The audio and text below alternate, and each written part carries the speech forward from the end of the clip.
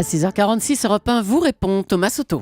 17 000 euros. 17 000 euros, c'est ce qu'a coûté l'opération de sauvetage de 2 spéléologues coincés ce week-end dans un gouffre en Isère. 31 sapeurs-pompiers ont été mobilisés, 4 gendarmes, 12 spéléologues, 4 radioamateurs, 6 véhicules, un hélicoptère de la sécurité civile. Bonjour Frédéric Rimbert. Bonjour. Vous êtes Thomas. le gérant d'Assurmix, société de courtage en assurance. Qui paye dans ces cas-là? Qui paye la facture, ces 17 000 euros? Alors aujourd'hui, depuis de 1733, les secours en France sont gratuits. Donc c'est l'État qui va prendre en charge ces secours. Eux ne vont pas payer un centime. Non, aujourd'hui, eux ne vont pas payer un centime puisque c'est l'État et donc le contribuable.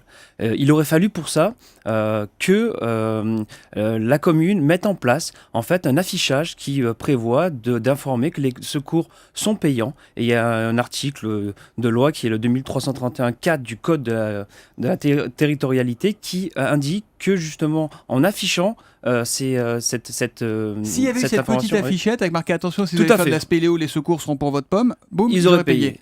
Puis d'après ce qu'on a entendu, ce sont des récidivistes. Donc c'est une double peine pour les contribuables. Un tweet de Stéphane Dalem avec le hashtag un matin. Les spéléos devraient avoir l'obligation de prendre une assurance qui paierait. Ça existe ça ou pas? Oui, donc, il existe de toute façon une fédération et aussi des assurances privées maintenant qui paieraient. Les secours en France, on l'a redit, sont gratuits. Hein. Maintenant, donc, mais est-ce qu'après la commune, l'État peuvent se retourner contre l'assurance des spéléos par exemple?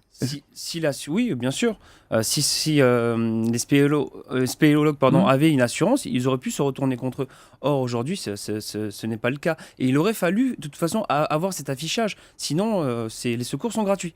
Visiblement, ils n'avaient pas le niveau, ces deux-là, pour se lancer dans une aventure comme celle-là. Le niveau, l'expérience, ça entre en ligne de compte ou pas? Est-ce que quand le fait d'avoir été secouru il y a un an, qu'on leur ait dit attention, c'est une zone difficile, c'est pour des spéléologues avertis, ça entre en ligne de compte ou pas du tout? Il faut être préparé pour certaines activités qui sont considérées comme dangereuses voire extrêmes. J'aimerais juste revenir sur une chose, sur les frais de secours qui sont gratuits. Il y a un projet de loi qui a été déposé, ce qui est très intéressant, qui dit que aujourd'hui les communes, on pourrait refacturer aux spéléologues et aux personnes qui font des activités dangereuses ces sports extrêmes dans la mesure où celles-ci ne sont mal pratiquées. D'accord, c'est un projet qui a été déposé l'année dernière, on attend. Donc on vise à ce que demain les spéléologues, comme les autres activités sportives, aient l'obligation d'avoir une assurance. Mais en attendant, s'ils veulent y retourner demain ou après-demain, ils peuvent, nos deux amis. Exactement. Et ça coûte combien en moyenne une intervention en montagne ? Alors, c'est intéressant ce que vous nous indiquez. En montagne, il y a la loi montagne de 85 qui est différente et qui dit que les communes ont le droit de refacturer les secours puisqu'ils font appel à des secouristes privés, à des sociétés privées. Donc, ça coûte en moyenne une intervention en montagne. Pour un hélicoptère, on peut dire entre 30 et 50 euros la minute d'hélicoptère. La minute. La minute, hein. Et 1 700 euros pour une intervention moyenne, d'après nos données statistiques. Qu'on comprenne bien, vous nous dites que c'est gratuit quand c'est des moyens publics, les pompiers, les policiers, etc. En revanche, quand une commune appelle une compagnie d'hélicoptères privée, là, la commune peut faire payer Mais que dans le sport de montagne d'hiver. D'accord ? On est en hiver. Quels sont les sports un peu extrêmes, Frédéric Rimbert, qui nécessitent une assurance spécifique? Est-ce qu'il y en a ou est-ce que finalement on est couvert avec notre assurance de tous les jours?